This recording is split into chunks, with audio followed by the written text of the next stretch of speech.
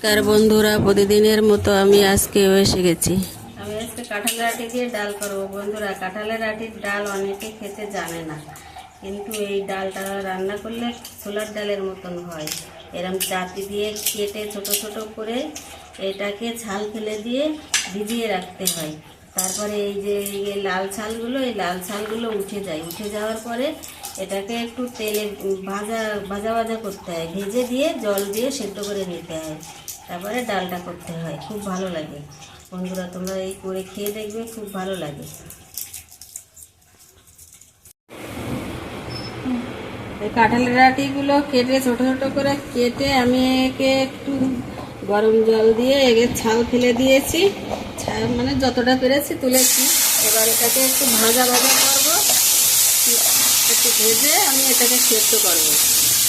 সেদ্ধ করে আমি ডাল বানাবো, কাঁঠালের আটির ডাল।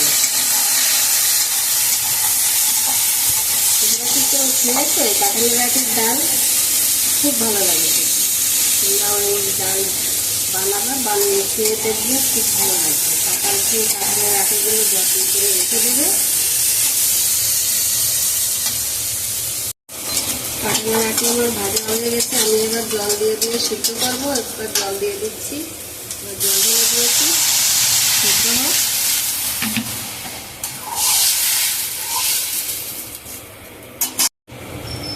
এই যে ডালটাকে সেদ্ধ করে আমি একটু শিলে বেটে নিয়েছি, নাহলে বড় বড় তো ঘাটা যায় না, তাই একটু শিলে কষে নিয়েছি। এবার আমি ডালটা দিয়ে দিয়েছি।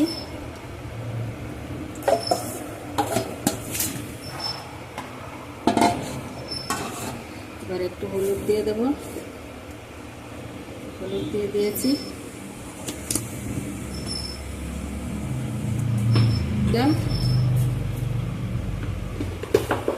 চিনিও দিয়ে দিয়েছি, চিনিও দিয়ে দিয়েছি। ডালটা একটু ফুটে উঠুক, তো আমি সম্বরা দেবো। ফুটে উঠলে আমি এবার ফোড়ন দেবো। ডালটা আমি তুলে দিলাম, এবার আমি ফোড়ন দেবো ডালে। দুটো জিরে ভেজে নিয়েছি, এই জিরে ভাজাটা একটু বেটে দেবো, তুলে নিচ্ছি। জিরে ভেজে রেখেছি, এই জিরে ভাজাটা আমি একটু বেটে দেবো ডালের ভিতর। তুলে নিলাম।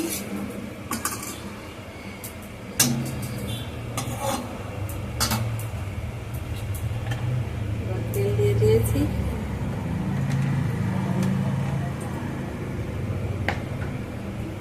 দিয়েছি তেজপাতাটা,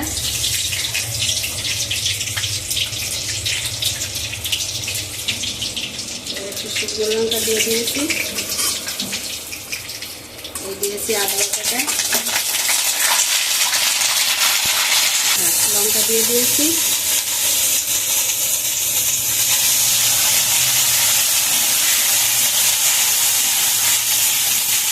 মশলাটা ভাজা, আমি এবার ডালটা ঢেলে দিচ্ছি।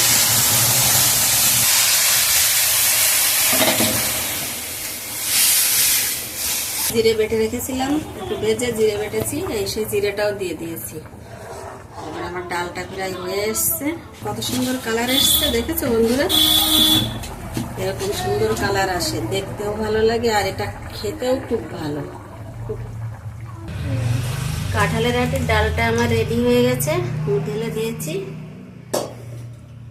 হয়ে গেছে। আটির ডাল করে খাবে বন্ধুরা, দেখবে খুব ভালো থাকবে। ছোলার ডালের মতন লাগে, খুব সুন্দর। আমি এবার একটু গরম মশলার গুঁড়ো ছড়িয়ে দিয়েছি। এটা